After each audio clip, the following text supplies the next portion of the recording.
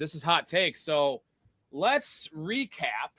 Let me see. Do I have it here? Let's recap what we had last year. We had some good ones. I'm going to go with the hits here. So we did 5 each last year for the same segment. Here's the 3 I hit on.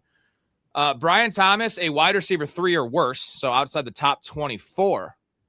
That's good stuff. That definitely smashed. And it sounds like weird now that wasn't that hot. He was going like wide receiver 7. So yeah. I mean, his rookie year was something to behold. So I had George Pickens as a wide receiver 1, which he was wide receiver 5 overall.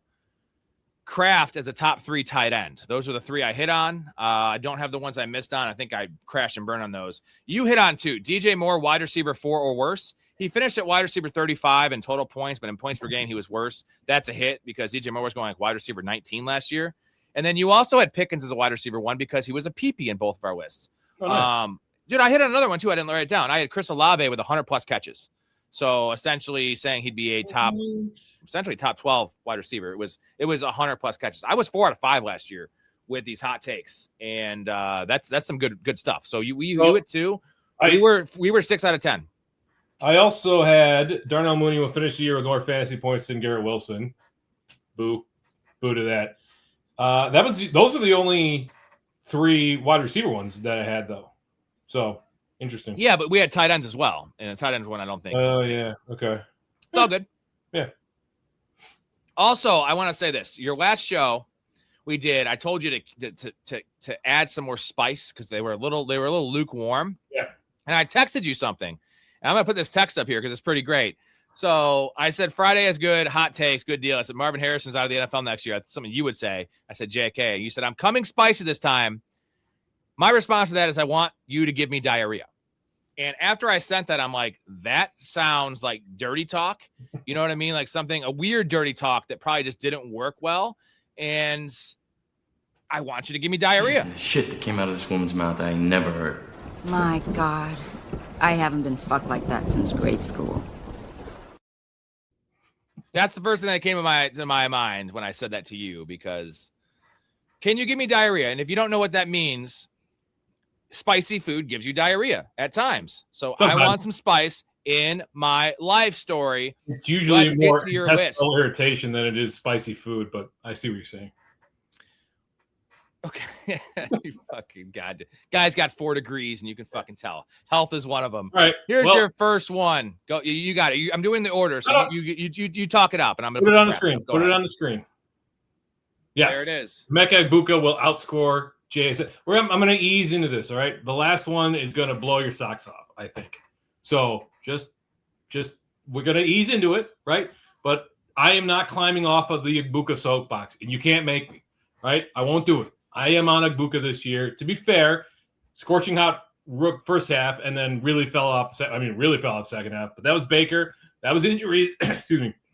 There's a lot of hamstrings and shoulders and ankles and all that kind of stuff.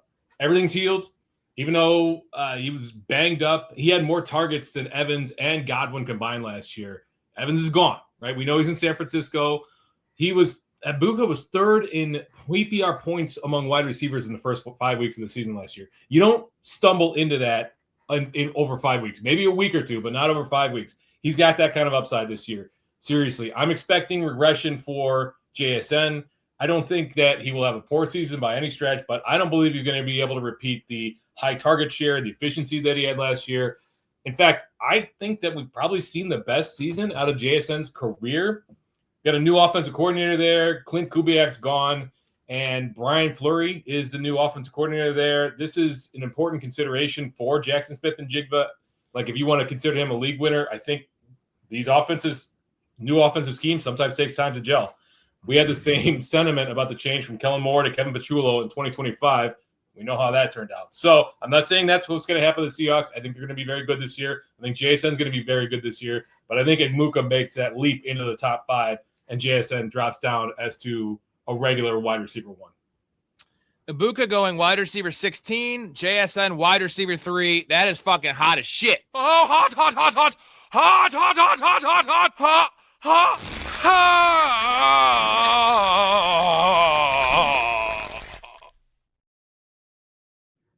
So you essentially are saying Ibuka's a top 5 receiver this year, and JSN's like 7 or 8. Yeah. I mean, so it's not as much fading JSN. It's a little fade on JSN, but a major boom for Ibuka. Well, it's a correction to the mean for the efficiency of that team. They will not be able to be as efficient. The yards per target, the yards per route run, they all have to come. The target share in particular, they all have to come down. The ascension of Rashid Shaheed. Now I know Cooper Kupp is dust, but in general, like this team will not be nearly as efficient. And JSN just operated on sheer efficiency last year. And I think Ibuka's got top 5 upside. I really do. All right, you ready for my first one? Yeah, let's hear it. You're gonna love it. TJ Hawkinson, top 5 tight end. What do you got? You got anything to say to that? No. I mean, I come on. Give me your normal answer. I know what I want you to say. Say what you're gonna say. I just threw up a little in my mouth, so I'm physically ill even thinking about it. But go ahead. No, I'm just gonna play the clip from last year when you had the same reaction to what my guy. Here it is, guys. You ready for this? This is all documented shit. Tucker Kraft, top 3 tight end. Not a shot. No, that is not. He is George Kittle. That's not- Before you leave here, let's watch some Tucker Kraft. We will watch a Tucker Deal? Kraft highlight Deal? reel. Yeah. Yes. My dick's gonna be out. Okay. How about if I show you my dick? It's a prank if you don't want to see it, but he shows you anyway. I'm gonna get myself hard, and I will show you what I mean. Okay. And I'm gonna be showing it to you. It'll be as flaccid. But you're not gonna see it because you're gonna be watching Tucker Kraft bowl over dudes. Well, so your response to that last year was not a chance. And before the injury, Tucker Kraft was tight end 2, and he would have been top 3 for sure. That was a hit, even though he got hurt either way. But you said not a chance. I wanted you to say the same thing with Hawkinson, top 5 tight end, not a chance. But you just said you threw up in your mouth. So that is the same reaction. Top 5 for TJ Hawkinson, tight end 23 right now. That's why that is super goddamn spicy. And I don't have a lot of notes because, I've been talking about Hawkinson every show. And before I even get to that, let's just hang with Hawk for a second.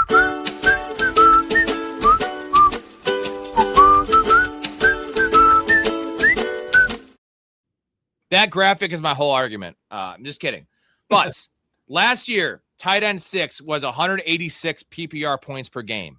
And it was a down year for tight ends, but it wasn't in that range. It was mostly like Kelsey being tight end 3 was why it was down. The guys in the middle had pretty much average production. This is the numbers he needs to achieve this. By my math from last year, 75 catches, 800 yards, and 6 touchdowns. Seems pretty feasible for a guy that has a year of 95 catches, 960, and 5 touchdowns, 86 catches, 914, and 6 touchdowns. He's 29 years old. Kyler Murray loves the tight end. Justin Jefferson's getting double teamed a lot this year. Jordan Addison draws a lot of attention. Dude, Kyler Murray can't see downfield. Easy money, dude. Check down. Better offense. No running backs to speak of. Kevin O'Connell. No competition in terms of Josh Oliver. Is he taking targets? I don't think so, bro.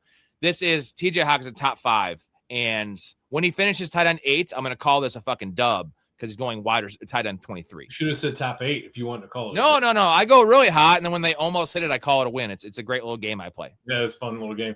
I don't think that the tight end 5 finish last year is going to get it done this year. I know we say this every year, but tight end is particularly – there's guys that are going to volume their way into the top 10 pretty easily. Guys like Isaiah Likely, guys like TJ Hawkinson. Like they're just on sheer numbers alone. I don't think what we saw last year is going to – like Kelsey will be in the top 10 just from a volume play. So I don't see it. I mean, it can happen. I mean, I'll be happy to eat crow if that's the case. And I'm not too man enough to admit when I'm wrong and change my mind. We drafted Tucker Kraft last year in the league that we did together. So I'm not opposed to being talked into something. In this case, though, I think I'd rather jump off a building than draft. Dude, what if he's – okay, everyone just assumes he's done. Last year, he was actually drafted at tight end 5, which is kind of the ironic thing, which was I had 0 shares of Hawkinson. I have never been a Hawkinson fan. The point is, he's now 2 years removed from this injury. It was a nasty knee injury, and I don't think he's done.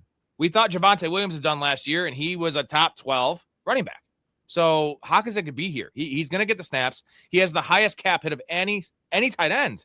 Dude's going to be on the field a hell of a lot. Whether it's blocking, I think he's going to be running a lot of routes. This team's going to throw the ball. Two They're not things. going to run the ball. Number one, Javonte Williams is 5 years younger than TJ Hockenson. And number two, they play very different positions. 5 years younger, dude. Hawkinson's 29. 3 years. Javonte Williams is like 26. Okay, there you go. 3 years. What are you, German? This 3? This is 3, dude. 3. This is 3 in sign language. American Sign Language. Yeah. All right. Let's see it. I can't wait for week 1. I really can't wait. This is what I want to see in week 1. I don't care about anything else. I don't care about Brian Thomas and Parker Washington, right? I don't care about Malik Neighbors. I don't care about anything. I don't care about Tootin and Rodriguez. I care about Hockenson. So do I, bro, because I'm going to have a lot of shares of him, and I'm going to bet his prop week 1. It's going to be like 29 yards. He's going to get that in the first half. Let's go to your next one. This ties into my Hockenson thing, because you think Trey McBride bust. So Hockenson finishes ahead of Trey McBride. Is that what you're saying? Well, no, of course not. I think Tyler Warren, that's not too odd, but also Sam Laporta are both going to finish higher than Trey McBride this year. And Hockenson. Sure, fine. Hockenson too. But so the problem is the offense there. And let's just talk about the quarterbacks without anything else. So Jacoby Brissett had the first season since Brady and Herbert in 2022 in which a quarterback attempted more than 40 passes per game and had his highest TD percentage of his career. While Brissett is the starter and he did sign that contract restructure, it's more than likely that he comes closer to his career averages near 33 attempts per, just under 33 attempts per game, right? And realistically, we should see a dip in TD percentage and pass attempts, and that's going to make Brissett a bad quarterback option for Trey McBride's fantasy value. Then at some point, we're going to see Carson Beck this year, a third-round quarterback who's got a disaster of an offensive line in front of him. And in 17 seasons where I went and looked, when 17 seasons where a rookie quarterback started the majority of games, and only 3 tight ends in that situation posted a top 12 season. Rookie quarterbacks are bad for pass catchers, period. None were close to paying off their ADP. The ways it can go wrong for McBride, they start with the quarterback, but they also include target competition, Michael Wilson and Marvin Harrison, and coaching tendencies. This coach slows this game down. It's a lot of different paths to a letdown season. I can go all in on Sam Laporta and Tyler Warren. I don't want to drone on and on. I think both of those guys have paths to greater target share and touchdown upside. I think there's top 3 upside for both of these guys, while I don't think it exists for Trey McBride this year. Where are you comfortable drafting McBride this year in full PPR? I'm guessing you're not drafting him because you're not going to get him, but where would you be comfortable? He's right now going, pick where he was going last year, right? First 3 picks of the third round. So pick 27, call it. ADP 27, 28. Early third round. I thought he was going in the second round this year. No, he was. He fell back. So where would you say? Is it end of the third round you take him? End of the third round. If he manages to slip there at all, could happen in more competitive leagues, then I'm okay snatching him up there. But early third round, there's some really good wide receivers. That group of wide receivers right there, I really, really like. It'd be tough to pull the trigger there. He's going to go at the 2-3 turn because I feel like that's the line where the running backs get gross. You have Jeremiah Love, you get George Pickens. Like, it gets gross, right? Where there's a lot of question marks, where Trey McBride is not a question mark. I understand your sentiment about liking Laporta, liking, Warren, but like Trey McBride is pretty damn safe. Like, the dude doesn't get hurt. He's going to have a giant role in this offense. We talked about Walter Nolan getting hurt. This defense is going to be trash. I am pretty much I'm much higher on Brock Bowers where he goes. I will take him as ADP all day over Trey McBride. I'm going to have some McBride this year because if it comes down to like Pickens or McBride, I feel like they're going to have the same year and like give me the tight ends. And I love Trey McBride. So let's move on to my next guy here, which is old man Mark Andrews. I got some dinosaurs here. Top 6 tight ends for Mark Andrews. And it's touchdowns, man. It's Isaiah Likely being gone. As much as I love Surratt, the prospect, he's a pro-ready dude. Bateman's getting a year older. Like, do you know who's behind Mark Andrews on this depth chart? Oh, I did know. What, the rookie, or who would be the second up? Yeah, so Josh Cuevas is the rookie. Matt Hibner and Durham Smythe. That is the tight end room behind Mark Andrews, dude. And Hibner. Where did he go? That's gross. Did he go to SMU? Where did Matthew Hibner go? I don't fucking know who Matt Hibner is. Like, hang on, I'm gonna look that up because I can't remember. Insane. That is the most inconsequential Google of your life, man. Yeah, but I want to know. Anyways, There's nothing behind him. No likely. In 2024, he had 11 touchdowns. Was you right? SMU. Flex on him, baby. So he already had that pulled up. It was all miming. He was miming. Sorry, miming that. Fair, he only spent 2 years at SMU. He spent his first 2 years at Michigan. But. All right, stop interrupting me. 2024, Mark Andrews had 69 targets. 69, nice number, but 11 touchdowns. And whenever Lamar Jackson has this MVP caliber year where he just stays healthy and goes nuclear, Mark Andrews is the big reason why. It's not like he's the beneficiary, I'll say that. And 10 touchdowns seems really feasible for Mark Andrews. And he's kind of lost his PPR appeal the last couple of years. And, the knee injury definitely hampered him. Last year was rough, dude. He had his career average is 12.3 yards per target. Sorry, yards per catch. Last year was 8.8. 8.8. Like every other year is 11, 12, 13, 8.8. That is rough. So that was yards per route run. Sorry, I didn't read my handwriting. But that's a 4-yard dip, man. So I think that Mark Andrews has some juice left in him. Remember the tush push play, the fake that he whirled around and had a 40-yard touchdown against the Browns? Yeah. He was the fastest tight end ball carrier for the whole year last year. So Mark Andrews can still move a little bit. You got a little bit of the tush push upside. The lowest he's scored in terms of touchdowns is 5 touchdowns, and it happens twice. It happened last year.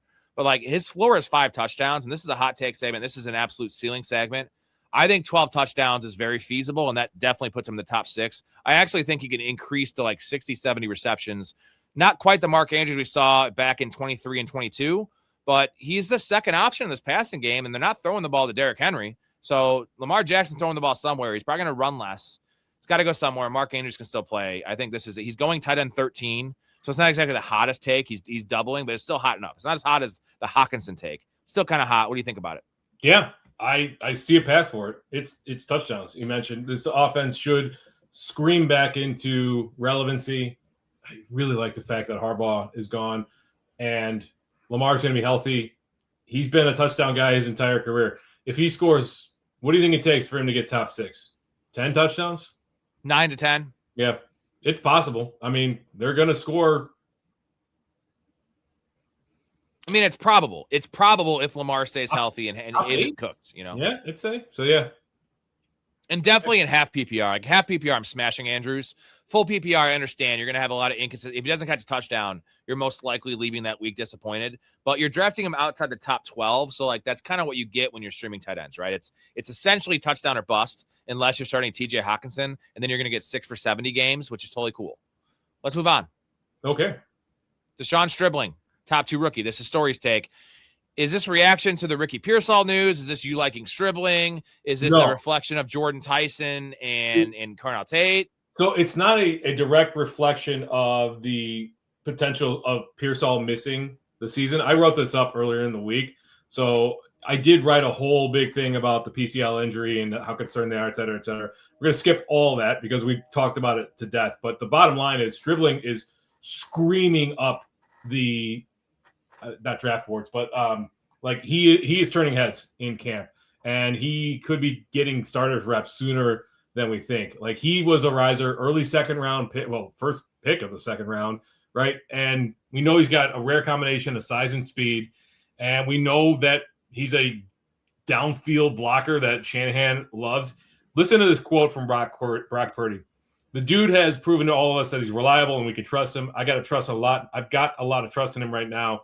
Dude is a baller, and I mean that. It's hard to say that for a rookie right up to jump, but just seeing him run routes, going up against defenders in OTAs and in camp yesterday, he was a great route runner. He's smart. He learned the playbook really quickly, Brock, which is awesome.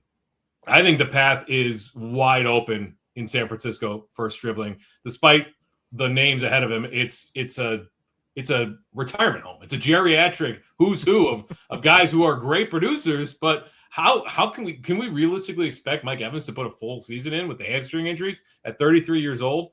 Juwan Jennings was Shanahan's most reliable chain mover, and he's gone.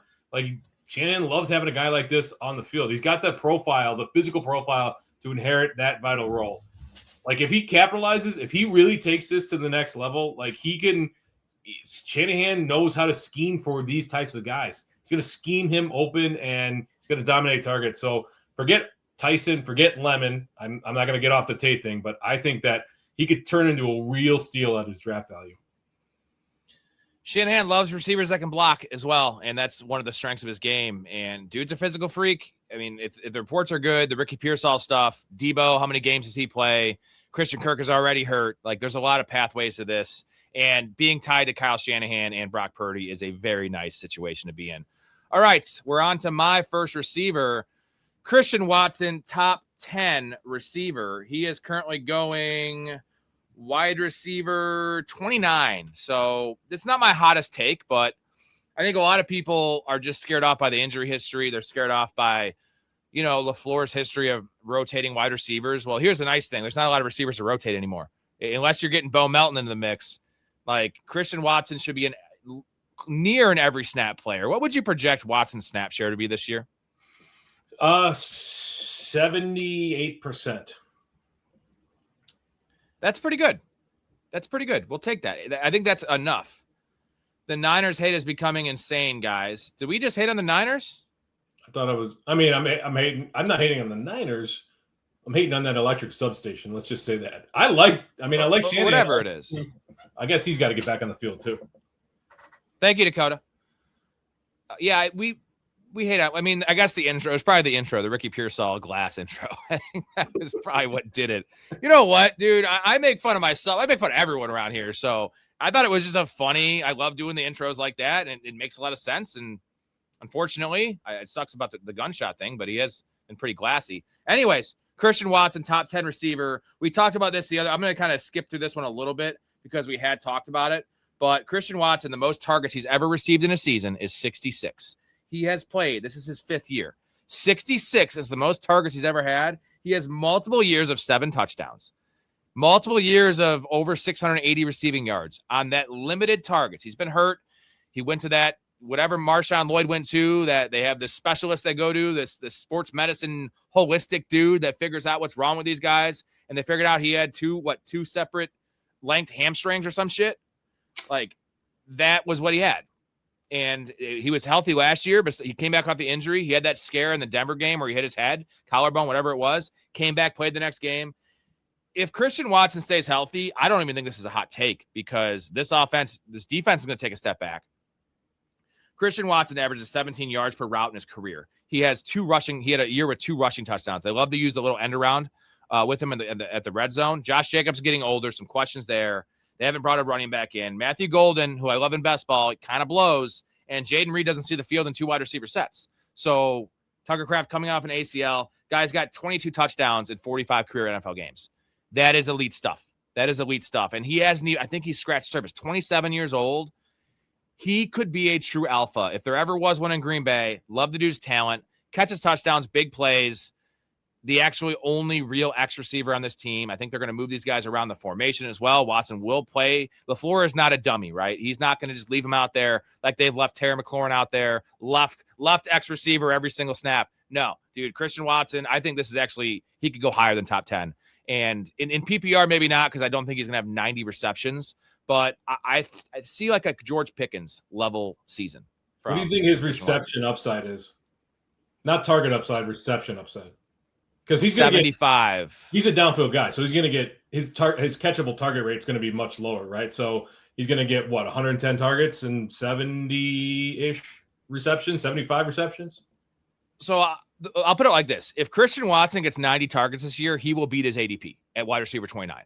So 100 will be smashy for that pick. 110, now you're looking at potential top 15 guy. And then if he gets 120 targets, like that's not that giant of a number for some of these dudes. He's going to have 80 catches. And his 80 catches, like look at his yards per route, man. Like it's insane. Like he's going to have 1,200 yards on that. And he scores touchdowns. Like, yes, his efficiency will go down, but I think they're going to use him creatively. You saw at the end of the year last year, they started to give him get the ball in his hands a little quicker because he is good. He's good in the quick, a little hitch. Give him just a little something. Give him a dig route. Can we give him a dig route? That'd be awesome. Yeah, that'd be nice, right? And we know he's going to play in 2 wide receiver sets. He looked like they held him out the appropriate amount of time. When he came back, he did not miss a step. Like it took him a game or 2 to really get up to speed, and then bam, like he was there. That's exciting.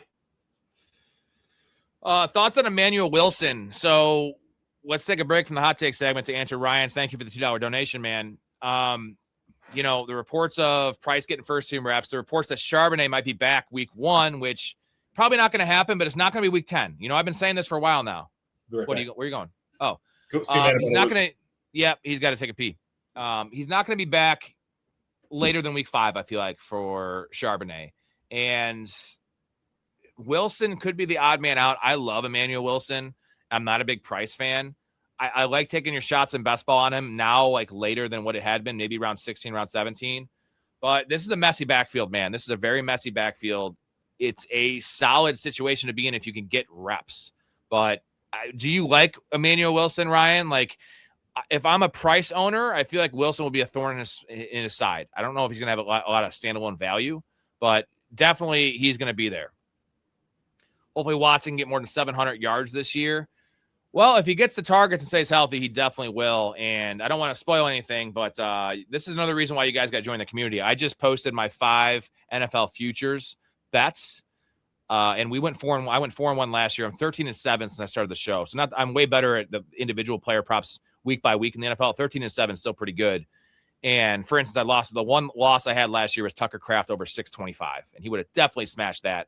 But another reason to join, you're going to get all the bets as well as the future bets. But he does have to stay healthy. Ryan says Jaden Reed will be wide receiver 1.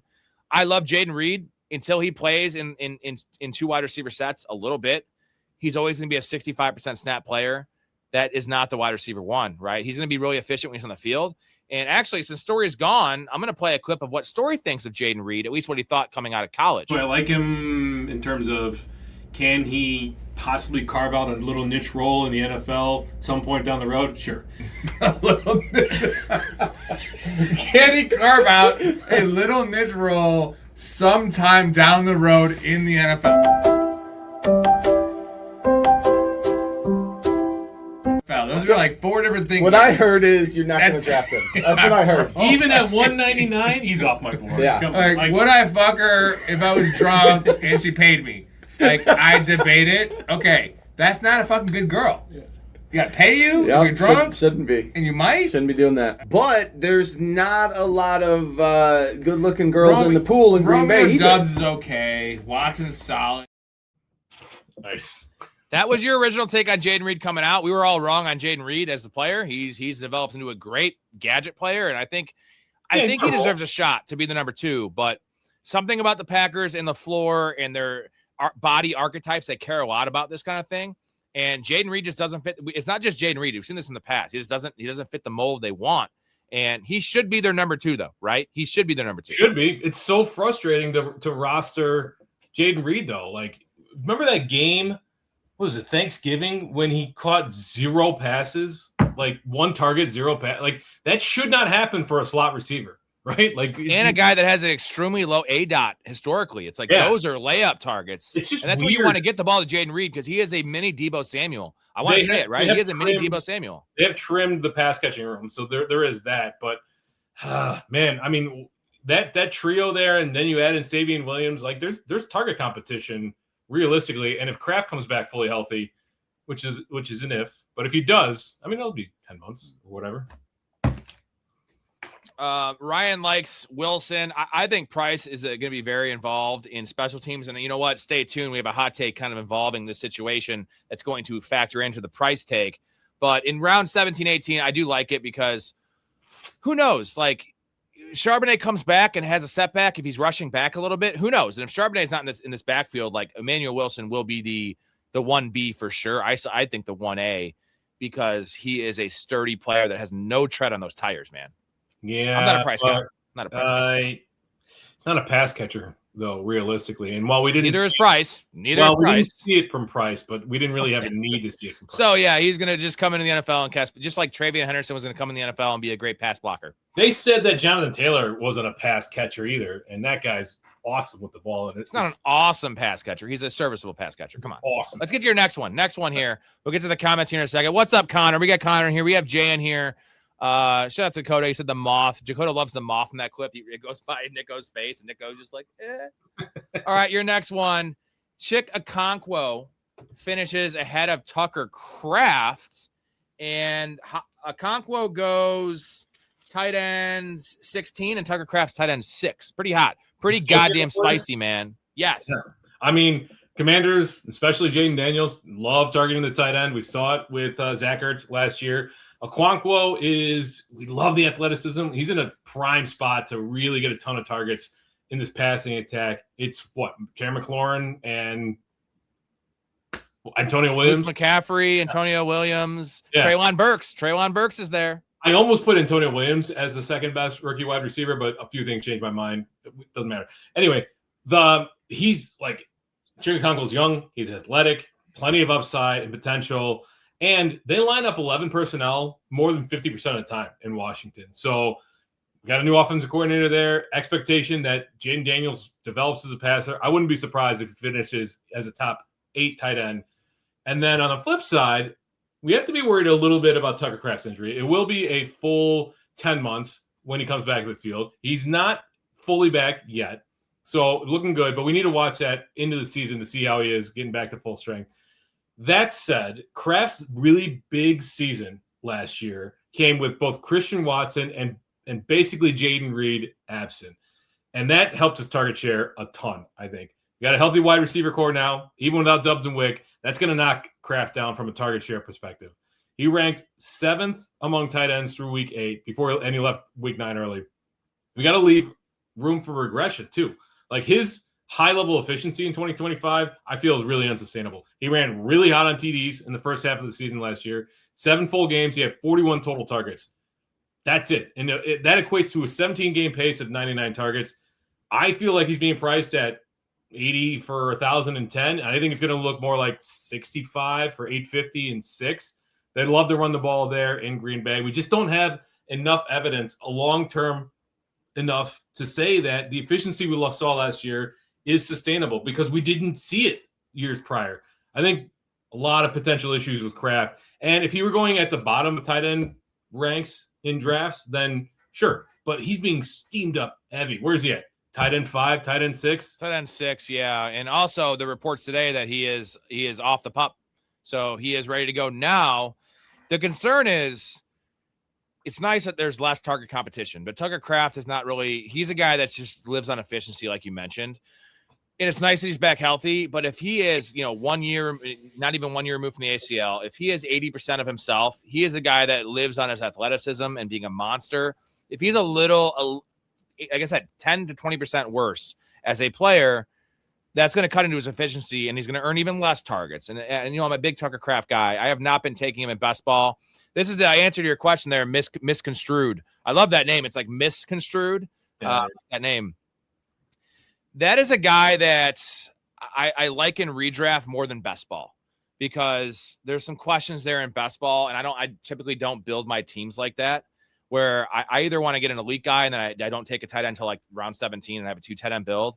The middle range there of those dudes, Harold Fannin, it goes a little later, but like that middle range, because then I'm like, if I take Kraft and then I wait and get my guy Hawkinson, I'm debating taking a 3rd tight end. I like 3 tight end builds because they can be used in the flex. I either want a great guy or I want to pair 3 bums, right? I want to get K-Dot and Gunnar Helm and Hawkinson. Then I'm fine with that room. But taking a guy like Kraft with the injury concerns and some of the other stuff. So that's the answer to that question. I will take some Kraft in redraft because if he is back healthy, losing Doubs, losing Wicks, Kraft should return value just based on touchdown upside and his ability. And they love him. He's going to play a lot of snaps. Like this dude's on the field every snap because he's an elite blocker. He is George Kittle, right? That's what I said last year. And he is George Kittle. Yeah. Coming off the injury is a concern. But, and you love Okonkwo. I've always liked Okonkwo. If Stephon Diggs comes into this situation, if Diggs is signed, which we all expect, we've been talking about this for weeks now. It's not Brandon Ayuk, guys. He gone. Is this going to affect your love of Okonkwo a little bit? Because right now it's just like he's a second pass catcher. He's besides Rachaad White, possibly he's a second option, and Doubs would immediately slide into that second option. Yeah, I don't Doubs. You mean Diggs? Diggs. Yeah, did I say Doubs? I meant Diggs. Yeah. I agree. His target share would take a hit. No argument there. But I still think he operates underneath more so than Diggs. And like I said, they love the tight end. They love throwing to the tight end, especially in the red zone in this offense. So while I don't like Quinn as a coach, I'm interested to see what David Blau can do with this team. It should be. I'm hoping that Jane Daniels takes the next level, and so I'm still excited about Chigakonko, especially as a late round dart throw. All right, guys, we're going to get to everyone's comment here. We have 3 more names to get to. We'll power through. We'll get to all the comments. So stand pat for me. I got one for you you're going to love. Connor, just a $10 banger. Most hammered I've been in years. You know what? That's awesome. We love Connor. Most notably gave us $100 on our 5-year reunion show, our anniversary show. And most hammered I've been in years. We love you, Connor. And hopefully you're at home safe, just watching this program, having a great time. We're drafting after this. I don't know if you want to draft that hammered, but we're definitely doing some underdog drafts after this in a new stream. So in about 45 minutes, we will fire up a new stream after this show is over. And looking forward to that. We love you, Connor. Thank you, buddy. You ready for mine? Yeah, hit me. So Stan, just hold up on the comments. You can keep on putting the comments in. Also, vote on the poll. We have a poll. Who has the biggest upside between 4 running backs? Judkins, Hendy, 2 other names, Bucky and Tootin. Those are the 4. Vote on that, and we'll talk about that at the end of the show. Here we go. Rashid Shaheed, top 30 wide receiver. He is currently going wide receiver 56. So I don't know how spicy this is. I think it's pretty spicy. Not just a wide receiver 3, a top 30. So a wide receiver 2, between 2 and 3. I love this. I love this player. I love the situation. So they paid Rashid Shaheed. Essentially, they chose to let Kenneth Walker walk. And they paid Shaheed that money. So Rashid Shaheed, 3-year, $51 million contract, $34 million guaranteed. We got Kenneth Walker signed a 3-year, $43 million contract. They could have had Kenneth Walker for cheaper. Couldn't have paid them both. You know, they knew about the Charbonnet injury when this happened, and they still chose Shaheed. And a lot of people are like, well, he's the return guy. He's still going to return a little bit. Jadarian Price is also an elite kick returner. I think Price is their new kick returner. Shaheed's still going to be on punt returns. Whoa. Still going to be on punt returns. What? You don't like that? You think they're going to use the 30th overall 32nd overall pick to have him return kicks? That's interesting. He was elite last year as a kick returner in college. I don't disagree, but this is not Jeremiah Love returning kicks, the 3rd overall pick. This is a late first-round pick. Yes, they will. Do you also think they paid Shaheed to return kicks and punts and play part-time on offense? Maybe. We'll see. I don't think so. But why would they choose Shaheed to play special teams, pay that money over Kenneth Walker, the Super Bowl MVP? They need a running back. Like, you know what I'm saying? And besides that, let's talk about Shaheed for a little bit. We love Shaheed. Never been a target earner, but been in some weird situations, had some injury stuff. I am projecting a more pass-heavy offense. This defense took a step back. Cooper Kupp, dust. Torrey Horton coming off injury. I do love Torrey Horton. I think they're both going to rotate in. I think Shaheed's the number 2. There's not really a second option there. A.J. Barner's fine. Elijah Arroyo has some juice. But if Torrey Horton and Shaheed have some crossover. But I project 100 targets, man. I think he can hit 100 targets this year in this offense with a more pass-heavy script. And you mentioned JSN's going to get all the attention. Like, you know, it took a while for the league to adjust, and they couldn't adjust last year in general because Kubiak was lining him up all over the field. And they couldn't track where he was. They're going to try to use that same idea and scheme, but they don't have Kubiak there anymore.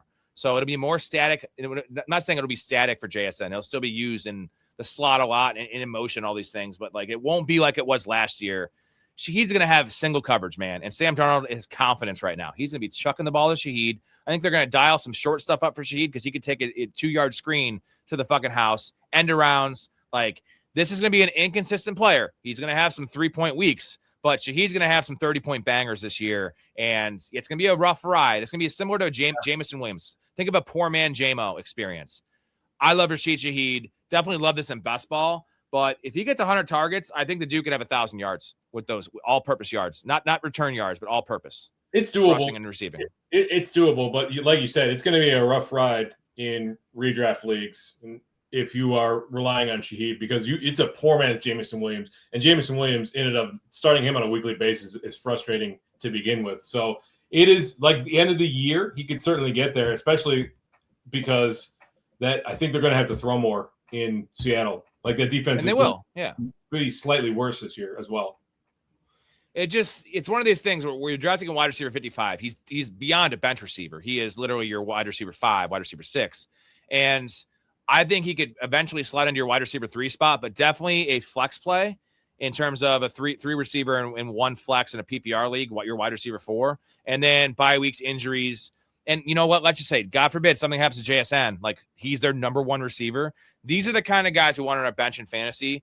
And yeah, he's not going to be a top 10 receiver. He's not that archetype. He's not a target earner. But I want shares of this team. And I do think this defense is taking not a major step back, but like they're not like, I know the Texans defense is not taking a step back. This defense is too good. Last year, Seahawks had like the perfect storm, an easier schedule, all those like defensive touchdowns. They lost some pieces, regression city, and Sam Darnold is whipping his dong out this year because it doesn't matter, right? He proved everyone wrong in Minnesota. Won the Super Bowl. Yeah. But like even Minnesota, right? They were doubting him, and he had some stress and some pressure last year because look at how the year ended with Minnesota. Now it's like he is the most free man in America right now, and that is confidence. He's always been an aggressive passer. Love the pairing, love the contract, love the player. Shaheed top 30. Your last name here, your last one. This is not spicy at all. You ended with I got you. I called a trick play on the goal line, and I'm having my tight end throw it. That is not my spicy last one. It is actually Josh Downs finishes higher than Luther Burden. We got a prop.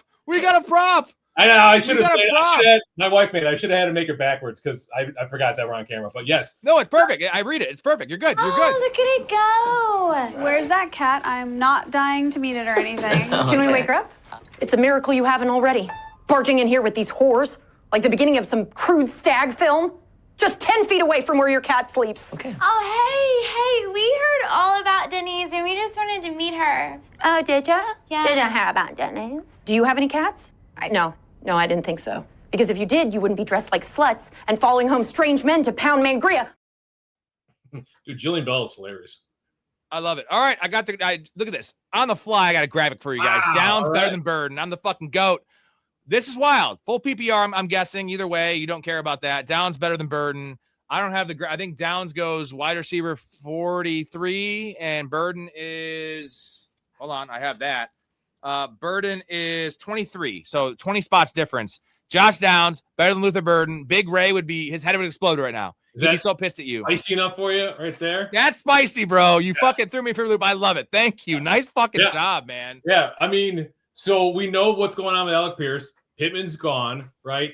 Alec Pierce is still tooling around in a boot, probably, and he's not really, but there's a lot of buzz surrounding the other wide receivers for the Colts, especially. I mean, there's not a lot of buzz, especially given the uncertainty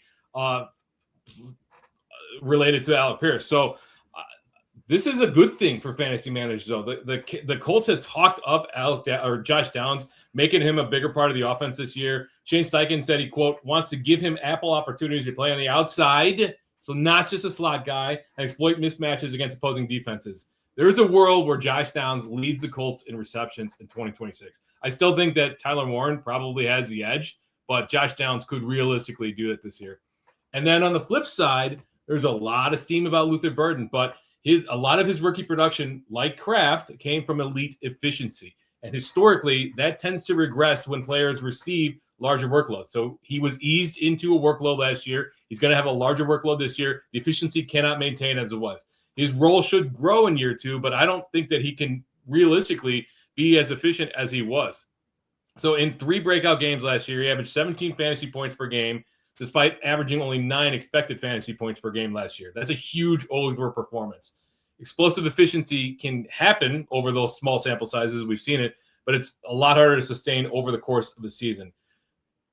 The market seems to think that those spike weeks are his new baseline. I don't think that's the case. Also, Roma Dunze will be back healthy this year. He could still become Caleb Williams' number 1 target. Loveland could immediately emerge as a focal point for this offense, for this passing game. Burden's got to get back to establishing himself as more than the number 2 option here. He's got to make sure that he's not even he's got to make sure that he's not the number 3 option in this passing game. Over the last 15 years, receivers who have had similar draft capital who average roughly 7 fantasy points per game as rookies have gone on to finish wide receiver 22 or better in year 2 and only 7% of the time. The numbers are not in his favor this year. The Bears have a tougher schedule, first place schedule, stronger secondaries, better pass defenses. There's a lot of headwinds with Luther Burden and a lot of tailwinds with Josh Downs.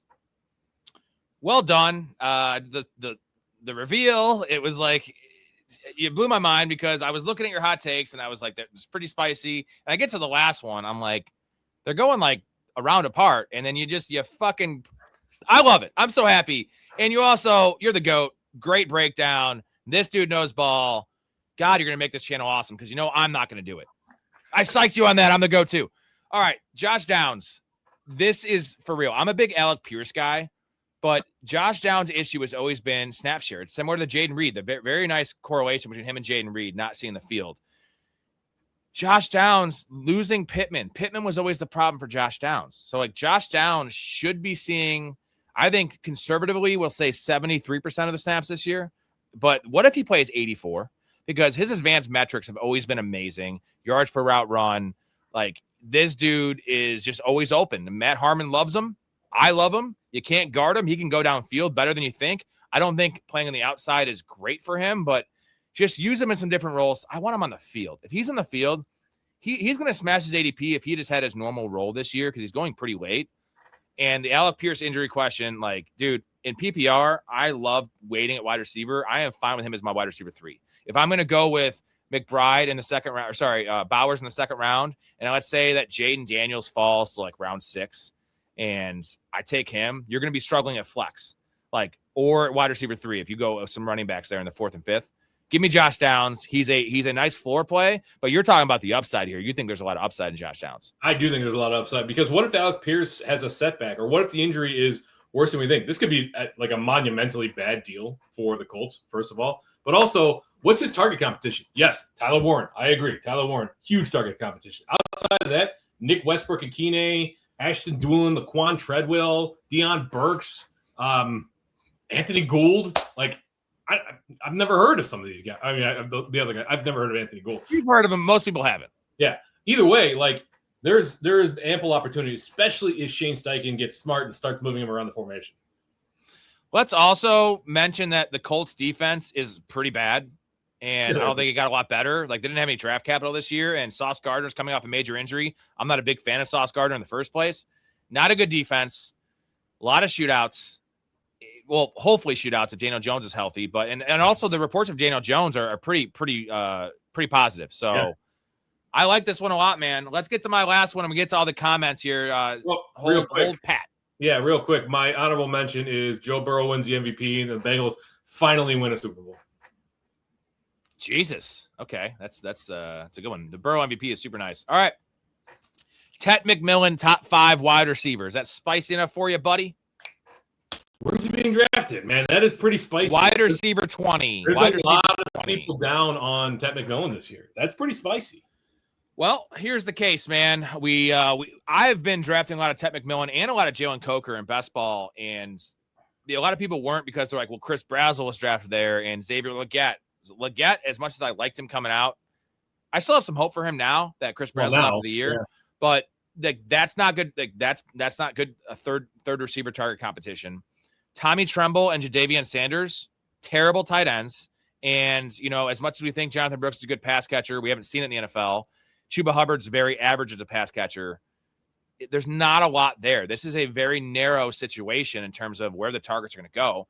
Bryce Young, they had 515 pass attempts last year. The Panthers did. They had an easy schedule. Their defense was decent, and they were really run heavy. The Rico Dowdle stretch really depressed that number because they gave Rico like 90 touches in a 3-week stretch. Rico Dowdle doesn't play there anymore, and they're not going to give Jonathan Brooks 25 touches a game. Chuba Hubbard's just average, so it's like they're going to have to throw the ball. Their schedule is really tough, and their defense did get better, but tough schedule. 515 pass attempts last year. The league average is 555. So if you just give them a league average passing attempts this year, which should happen based on the schedule playing from behind, that's going to give Tet more opportunity, right? Last year, 122 targets as a rookie, and that was with a couple games with like 3 targets. And, that was a 22% target share. He's going to grow. He's built a rapport with our little quarterback there, Bryce Young, who is emerging a little bit.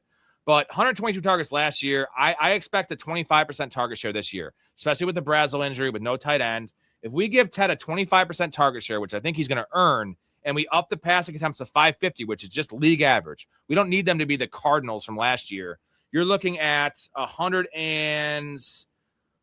roughly 135 targets. I think it's 138 was the math. So let's call it 140. This isn't even crazy. This isn't like, oh my God, he's going to average 10 targets a game. If he gets 140 targets and he just improves a little bit from his rookie year, and Bryce Young improves as well, 85 catches, 1,200 yards, and 9 touchdowns is pretty reasonable with that little uptick on each of those things. That is probably wide receiver 8, I want to say. And that is really feasible. I'm saying for the hot take, top 5 receiver. This might be 10 touchdowns. This is the George Pickens. This is my actual George Pickens of this year. Going a little earlier, Pickens was wide receiver 25 last year, a little earlier, but I know you were higher on Ted as a prospect than I was. I didn't like his motor. He showed me a lot last year. He had some concentration drops, but not like Marvin Harrison drops. They were just concentration drops. Contested catch stuff. Dude's great in the red zone. He was really pro ready last year, and it showed. The second half, he had one clunker, and then also in the playoffs, Jalen Coker had that awesome game. But outside of that, he was really consistent. Didn't have a touchdown until like week 6. Ended up catching 7 touchdowns. This dude could have 10 touchdowns. This dude could have 90 catches. This dude could have 1,300 yards. Love the player. I'm pretty high on the Panthers this year as an offense because I think their defense is improved, but their schedule is tough. They're going to have to throw the ball. I am going to draft Ted McMillan. If I don't get Ted McMillan, I'm also going to draft Jalen Coker because these two dudes is their entire offense. And Bryce Young can, he showed out last year a little bit. I know the numbers aren't great, but we still believe in Bryce Young as a serviceable quarterback. That's all he needs to be. Yeah, I get why this is spicy because I love Ted McMillan. I love the prospect. I hate the landing spot. He is fighting an uphill battle here. I think he might have maxed out at his target opportunity already. Like Dave Canales, they finished in the bottom half of the league in pass attempts last year, and he has a very, what would you call it? Like a very conservative ball control approach, probably to mask Bryce Young and his deficiencies. So you realistically, you're fighting a systemic battle there in Dave Canales and the way that they want to run this offense, as well as, don't forget, like Bryce Young flashes, but 29th in points per game in 24 and 28th in points per game in 25. So marginally better, I guess. I love Ted McMillan. I think the possibility exists, but it seems unlikely. That's why I think it's pretty spicy. I think he's we failed to mention this though. Okay. So Ted McMillan as a rookie with let's not forget Jalen Coker missed the majority of the year. And when he did come back mid-season, he was not right until the end of the season. So he had all the coverage going his way as a rookie playing X receiver. I think they lined him up at X receiver like 85% of the time against the number 1 corner with a safety over the top with Bryce Young not playing good. Still put up 122 targets, 70 catches, 1,014 yards, over 1,000 yards, 7 touchdowns. They already said they're going to put him in the slot more. And Jalen Coker is a big slot. He can go out to X. Let's just call it 30% from the slot for Ted McMillan. Dude, the targets will go up. The efficiency will go up. Like, that is where money is made. He did this last year as a rookie. He was still, he will admit it. I read an interview where he was like, I didn't play great last year. I like that comment because he played better than most rookies. And there's a lot of ways this can work. If Bryce Young takes a step up, if the usage is better, if he's better, maybe some better touchdown luck. Maybe top 5 is super spicy. I don't think it's that crazy. I think top 10 is definitely very feasible for Ted McMillan, and he's going wide receiver 20. So love the player. I think he's a great floor play as well. It's safety, it's upside. He's not an injury risk. Like he's never been hurt. No soft tissue stuff in the past. I love Ted McMillan this year. I also love Jalen Coker too. This is where, like, I think he's got a pretty narrow range of outcomes. He's not going to bust. Certainly not going to bust based on the talent. This is where we hope the talent overcomes the situation because it's the situation for me that I'm worried about. That's why I think it's pretty spicy. I think it's going to be hard for him to crack the top 12, let alone get in the top 5. But I like it. I mean, I like Ted McMillan. Not as huge a fan as Jalen Coker as you are or as most people, but yeah, there's not enough volume there to maintain 2 relevant pass catchers in fantasy. There is when there's no third option. Like when there's no tight end of note, like you're not splitting with the tight end, Xavier Leggette's the third option. There is enough. And especially where their ADPs are. Coker goes so late, dude. And Ted McMillan he's not getting drafted. It's the end of the 3rd, early 4th. In my mind, I would take Ted McMillan in the mid to early 3rd round. I'd feel good about it in a PPR. I really would. Yeah. Where's he going right now? End of the 3rd, early 4th. That's reasonable. That's why I said, that whole group of wide receivers, end of the 2nd through mid 4th, like there's so many good options right there.